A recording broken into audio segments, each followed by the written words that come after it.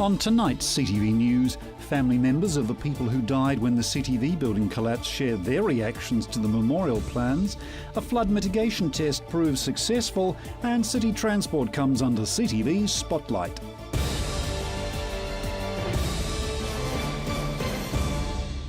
This is CTV News, I'm Grant Mangan. The Canterbury Earthquake Memorial is to be built on a site beside the Avon River. February 22nd, 2011 was a day that brought shock, it brought sadness, it brought grief, but it also brought courage and heroism and determination. More than just a moment to remember, the Canterbury Earthquake Memorial will be a space for reflection, remembrance and honour.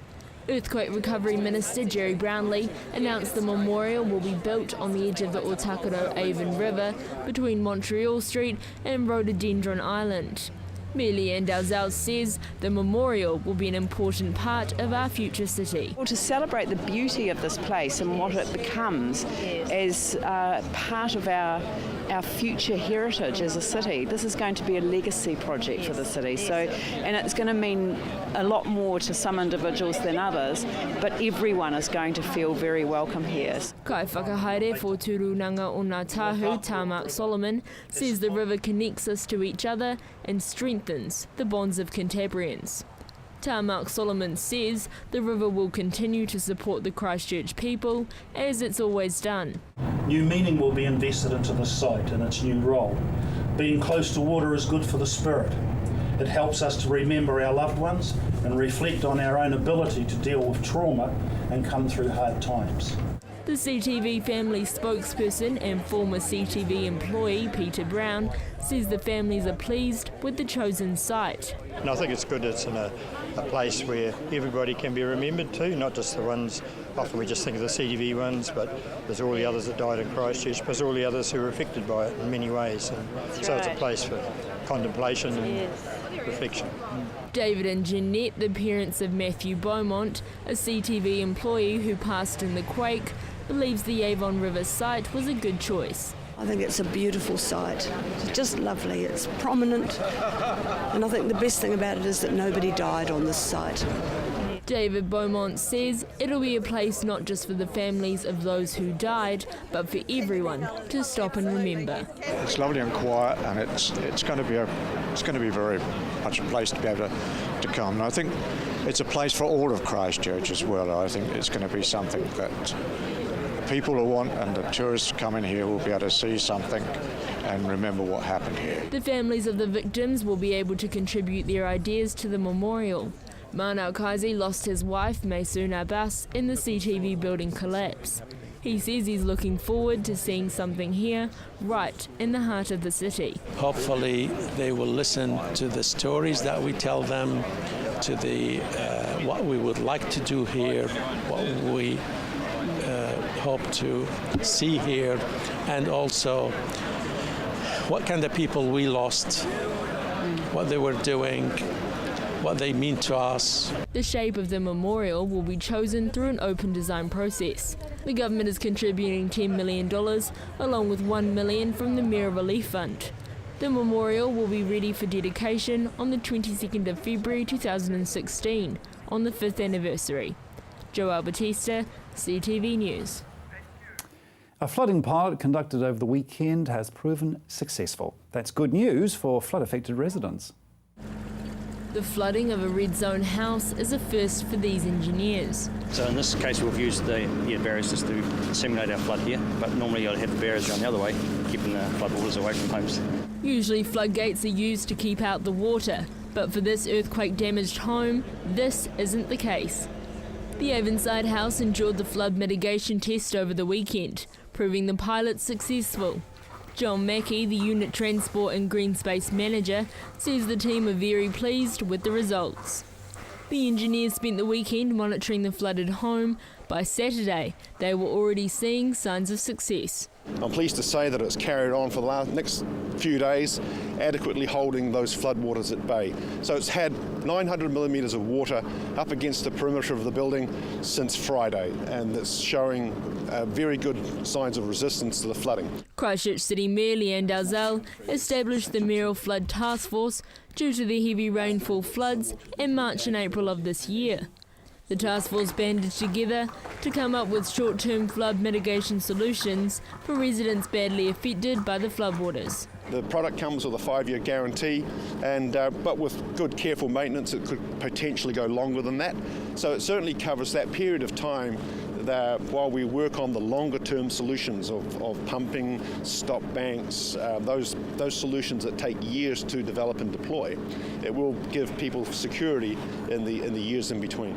The only surprise for the workers was the state of the red-zoned house. The condition of the weatherboards did add uncertainty, but testing with the worst-case scenario proved the test's worth. There has been some water come up through the foundations. That's been adequately dealt with by the little 2-inch pump we've got below the floor. The floodgates at the doors have functioned very well, not letting any water through, and the air valves that we've deployed on the ventilation holes around the basement, around the footings, have performed very well as well. The next step is writing up the results for the Christchurch City Council. The engineers will put together a report making it possible for homeowners to install the pumps themselves. Joelle Batista, CTV News. And coming up, CTV News takes a closer look at the challenges of the daily commute across the CBD.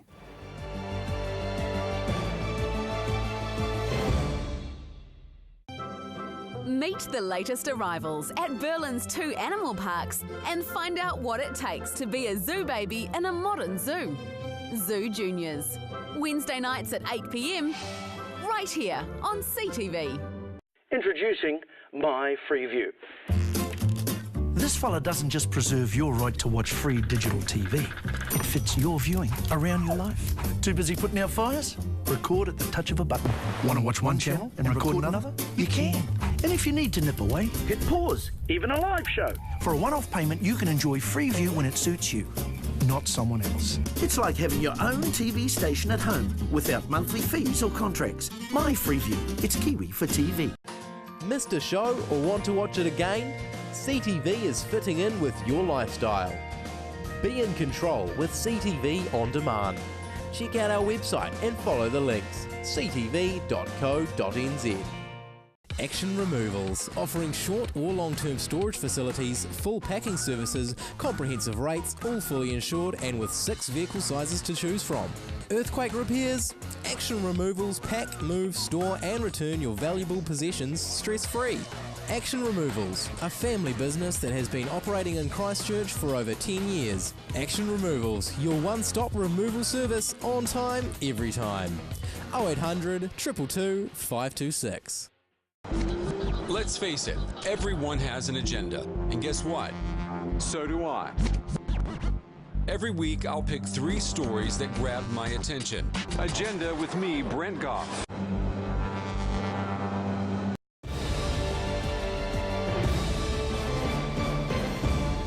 Every day, thousands of vehicles travel around the suburbs and through the central city. Marcus Gibbs joined City Councillor Glenn Livingston on his way to work to find out how easy or difficult it is to travel in Christchurch.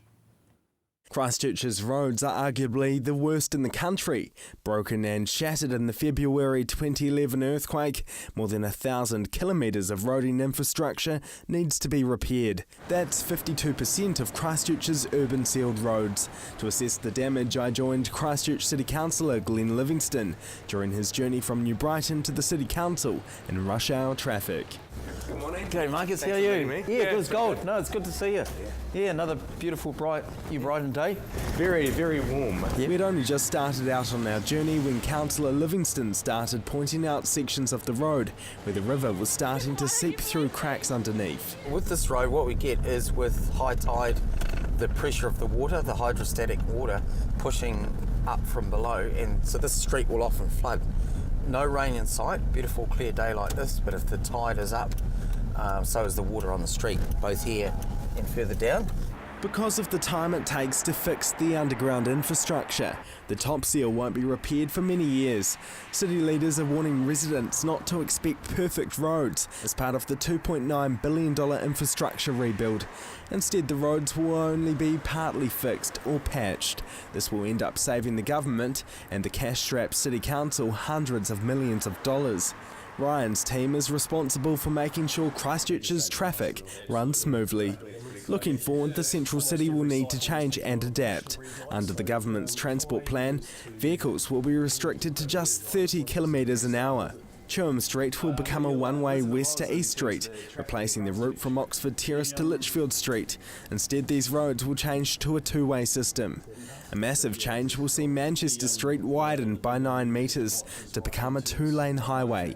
Can you imagine this road becoming almost as wide as Fitzgerald Avenue, Morehouse or Beeley Avenue? It will be happening within a few years. That will probably be one of the most major pieces of major infrastructure delivery.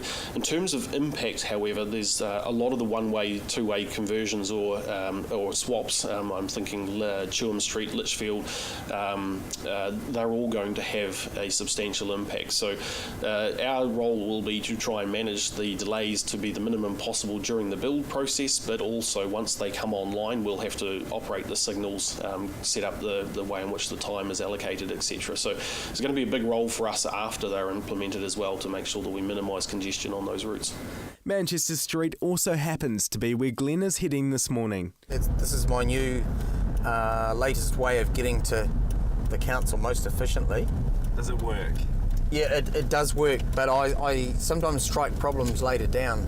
Luckily, we didn't get into strife during our journey from New Brighton to Christchurch's CBD, arriving at the council with enough time for Glenn to make his meeting. So how's the ride? Oh, good ride, Marcus. I think we actually struck a good day today, but other days it can get really clogged up, and if you're in Durham Street and you've got a meeting in, say, a quarter of an hour, you know, it can just be shot to bits. Travelling from New Brighton Mall took about 30 minutes, but that included detours around the edge of the red zone.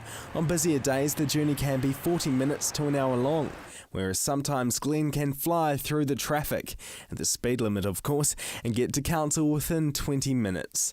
Emma might have proven the mayor can tackle extra work during a bus ride. However, driving can be just as productive. Councillor Livingston managed to squeeze out an interview during his drive to work. You can't get better than that. So to sum up driving to work, the time depends on traffic conditions.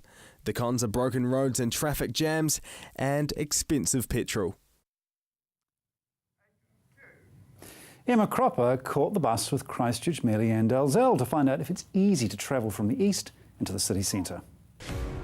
Millions of people use the local bus system. Even Christchurch's mayor is no stranger to public transport.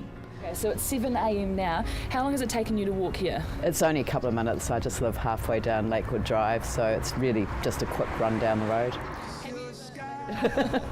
Very lucky. Here's the bus. With a handful of different journeys to take, Mayor Dalzell chooses the longer but simple option. Instead of changing buses halfway, we stay seated and take a detour. But it ends up being closer to work. And actually I quite like sitting on the bus and just doing social media, like checking my Facebook page and doing stuff that I don't get time to do during the day. At what cost though? Environment Canterbury could be following in the footsteps of the Waikato Regional Council, offering free Wi-Fi for commuters on longer bus journeys. Yeah, it would, I think, help people, encourage people to use the bus. It's a good idea. I mean, that's the other thing that I love about catching a bus, is that you can do stuff that you can't do in a car. I mean, I can talk in a car because I've got a hands-free kit, but I've got a, you know, so it's all wired into the car, but it means that I have to rely on someone ringing me. Yeah. So do it all here on the bus? Yeah, I can do anything on the bus. Which is essential. Leanne's in her first term as mayor of a city undergoing major transformation, which means dozens of late night meetings, but not late night bus trips. But catching the bus home late at night, and then walking home in the dark. I don't mind walking to the bus in the morning in the dark, but not at night. By mid next winter, this will be the site of the city's $57 million bus interchange.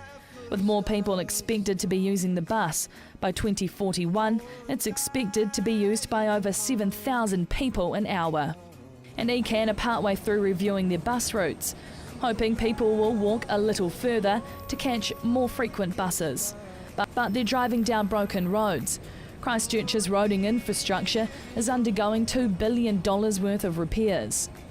So what are the roads normally like when you're on the bus? They're pretty bumpy in this part. So, this is an area where the roads have been pretty badly damaged. So is this shaky ride filled with street detours quicker than travelling by car? No, it wouldn't actually be much quicker. By the time you negotiate your way through traffic, because what normally happens is that you sort of kind of have to look ahead to see how the traffic's playing, and then sometimes you duck down another street, and then you go down a street where you knew it was blocked off and you forgot. So it's 7:30 a.m. now. It's just taken us half an hour to get here. Yeah. Is that good timing? It is good timing, actually. We didn't have any hold-ups along the way. A few bumps, but it was a good ride. And dropped us off right outside your work? Yeah, no, I'm just literally down the road on the other side of the HSBC building there. It's the City Council office, so it's great. It's just after 1:30, so we've just made it here to the council at work now. It's taken us about 3 minutes to walk down here. Yeah, about 3 minutes. Usually takes me longer because I stop at the club tower for a coffee on the way through. So overall, the entire trip from the east to the central city took us just over half an hour. Using a Metro card, the trip only cost us $2.50. But if you're paying by cash, the trip will set you back just $3.50. Slightly cheaper than by car, we didn't have to get off anywhere and we were basically dropped only metres from the council. Perhaps a more preferable option for commuters in Christchurch. Emma Cropper, CTV News. And tomorrow evening we will look at other ways of commuting around Christchurch. Well, still to come, the sport, traffic and weather updates.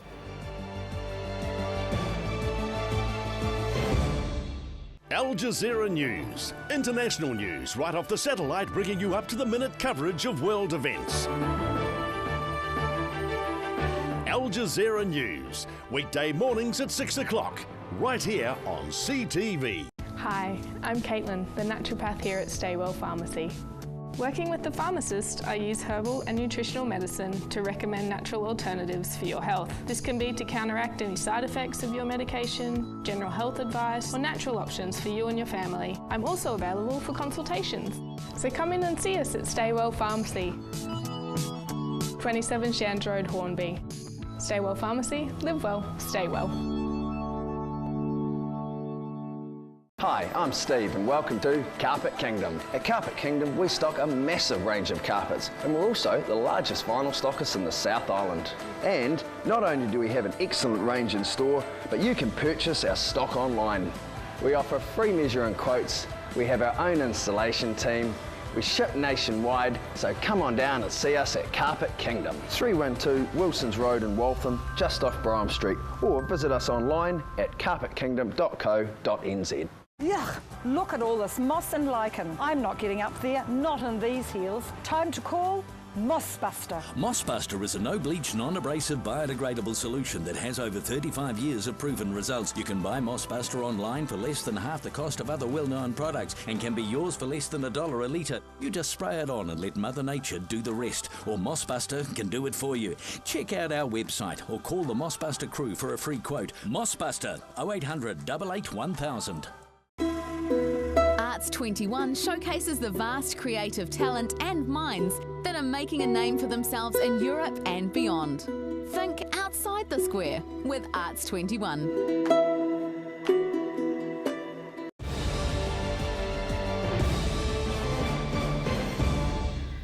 And looking into the world of sport, here's Gordon Findlater with the highlights from the weekend's matches.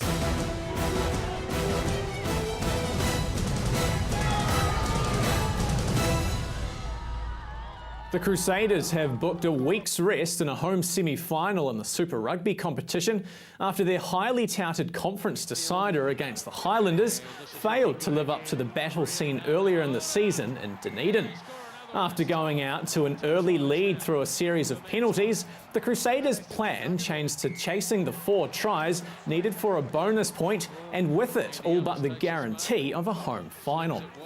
After establishing dominance up front, the Crusaders pounced either side of half-time through tries to Matt Todd before some nifty work put Nemani Nadolo over in the 47th minute. As the minutes ticked by, the Crusaders found themselves desperately hunting for one more try, and it was the old head of Corey Flynn that came up big as the Crusaders grabbed a try from a rolling maul for the second time of the night, and more importantly got their 4th bonus point try. The final score of 34-8 proved enough to qualify the Crusaders in 2nd spot for the playoffs, meaning that the team has next weekend off before a home semi-final next weekend at AMI Stadium. To the Hawkins Trophy now, where competition favourites Lincoln University and New Brighton have both assured themselves of a semi-final spot with 1 round of matches remaining. New Brighton sealed their spot after a tight-fought 15-8 win over Sydenham, while it was anything but a close encounter for Lincoln University, who thrashed previous table leaders High School Old Boys 51 points to 6. The other match of the round saw Christchurch get their first win in the trophy competition, and that keeps their semi-final hopes alive. They defeated Marist Albion 29-5. It was a big weekend for country rugby, with the annual Southbridge Shield match between North Canterbury and Ellesmere taking place at Culverden. After giving up the Shield last season, it was Ellesmere who reclaimed the honours with a 29-3 victory. 2 tries in the last 7 minutes blew out the scoreline on what was otherwise a close battle between the 2 sides. The semi-finalists for the Canterbury Rugby League Premiership have been found, with a surprise exclusion in defending champions Hornby. Last year's runners-up, the Hallswell Hornets, grabbed top spot going into the playoffs after they grabbed 3 late tries to end Utanui's chances of a semi-final, winning 26-20. Hallswell will do battle with the Celebration Lions, who finished up 2nd in the competition, to see which team can progress straight to the competition final.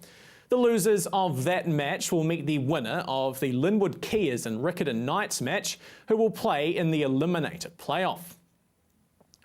And finally tonight, Timaru shot putter Tom Walsh has finished 3rd at the weekend's Glasgow leg of the IAAF Diamond League to continue his strong run of form leading into the Commonwealth Games. Walsh's throw of 21.33 metres is his best outdoor throw and is just 3 centimetres short of the throw that won him bronze at the Indoor World Champs back in March. You're up to date with the latest in local sport. I'm Gordon Finlater for CTV Sport.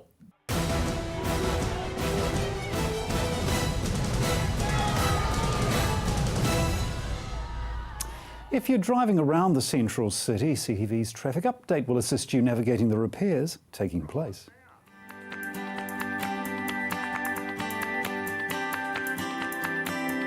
Hello travellers, to help keep you safe when driving around the central city, here's a few tips. Madras Street from Latimer Square to Beeley Avenue is now down to 1 lane. Barbados Street from Beeley Avenue to Salisbury Street is also down to 1 lane. Both of these roads will be slow during peak periods. We recommend using Fitzgerald Avenue or Montreal Street when travelling north. And the best way south to avoid delays is by using Fitzgerald Avenue. To keep up to date on what's happening with the Central City roads, stay tuned. As always, keep watching CTV News first at 5, and in the meantime, visit the Transport for Christchurch website.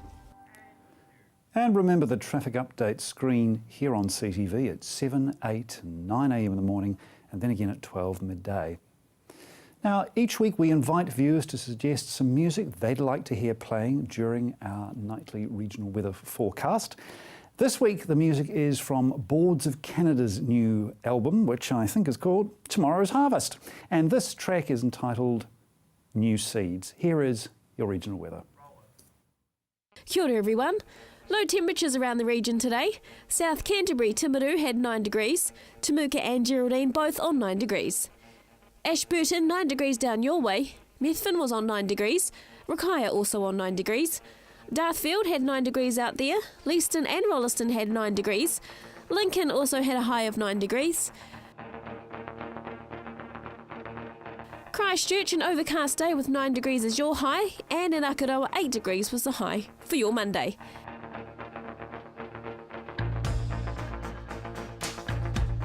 Out north of the Waimakariri, Kaipui and Rangiora and Amberley all on 9 degrees as well. And taking a look further inland, Culverden and Hamner Springs, you were both on 8 degrees today and 8 degrees in Cheviot. And up further along the east coast, Kaikoura reached a high of 8 degrees. Let's take a look at the weather for Tuesday. Timaru mostly fine with a mix of sunny periods and some cloud and light westerly winds. Tonight's low 3 degrees, tomorrow's high 9 degrees.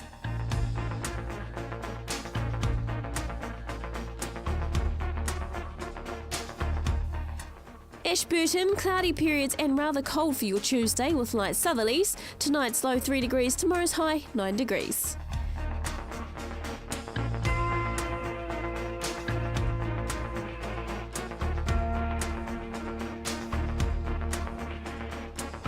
Christchurch, a chilly day ahead with some sunny periods but cloud around too with light winds. Tonight's low 3 degrees, tomorrow's high 9 degrees.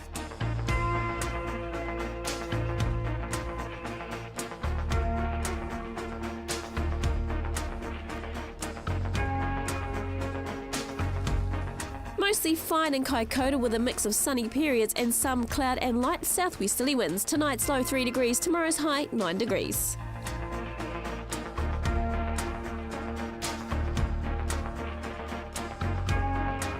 The rest of Canterbury can expect some cloud about with low temperatures. Let's take a look around the region. Temuka and Geraldine, the only towns to reach double digits with 10 degrees tomorrow. Methven, you can expect 9 degrees and 9 degrees expected in Rakaia. Darfield, you can expect 9 degrees tomorrow and Leeston, 9 degrees for you. Rolliston and Lincoln, 9 degrees, and over in Akaroa, a cloudy day with 9 degrees is your high.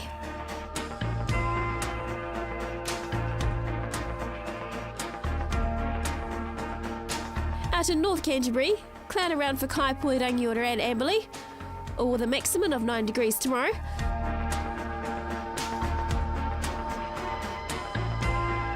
Culverden, Hamner Springs and Cheviot, a cloudy day with a high of 9 degrees. Looking ahead for Canterbury, cloudy and cold from Wednesday to Friday with moderate southerly or southwesterly winds. Periods of light showers likely from Wednesday evening through to Thursday morning and again Thursday night and Friday morning, and light snow flurries likely above 300 metres. Mostly fine with high cloud increasing on Saturday morning and light winds, but showers developing again during the afternoon with moderate cold southwesterlies.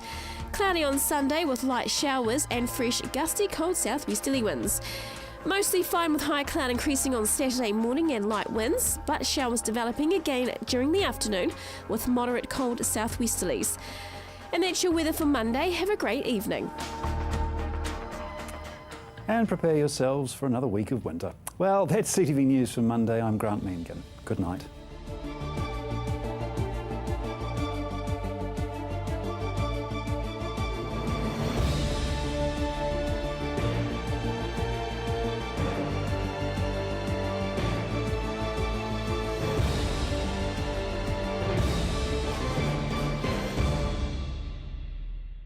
Supporting local content so you can see more of New Zealand on air.